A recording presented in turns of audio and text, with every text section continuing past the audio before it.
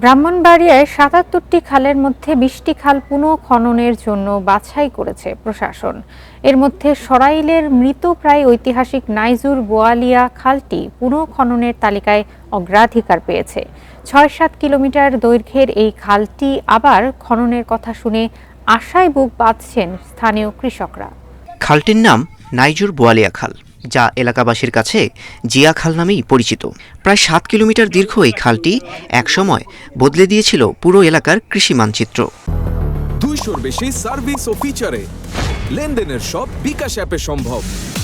খালটি খননের ফলে সরাইল, পানিশ্বর ও চুন্টা ইউনিয়নের হাজার হাজার একর জমির চাষাবাদের আওতায় আসে।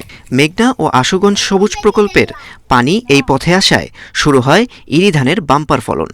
স্বাধীনতা উত্তর আজকে ৫-৫০ বছর আজ পর্যন্ত একটা রাস্তাই হইল না। এই রাস্তাটাই মানুষের পেছনে পালাই রাখছে। বেডিসি পানিও বদ্ধ, এই হালগুলো বদ্ধ, এই অবস্থা। যদি হালগুলো ক্লিয়ার থাকে বাড়িরও সমস্যা নাই, আবার পানি আইলে স্বেচ্ছা মেশিন দিয়া জমিতে পানি উঠাতে পারে।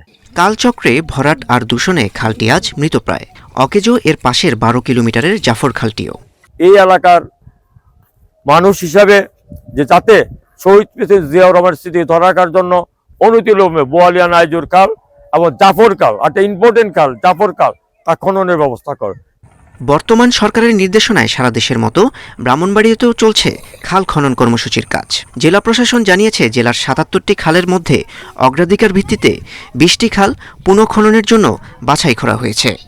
এই খালগুলি আমাদের খনন করা অত্যন্ত প্রয়োজন। এই ৭৭টি খালের ভিতর থেকে মোটামুটি 9টি উপজেলায় 9 দুগুণে 18টি খাল এবং পৌরসভায় আমাদের 2টো খাল, অর্থাৎ 20টি খাল এই মুহূর্তে সংস্কারের জন্য আমরা তথ্য দিয়েছি।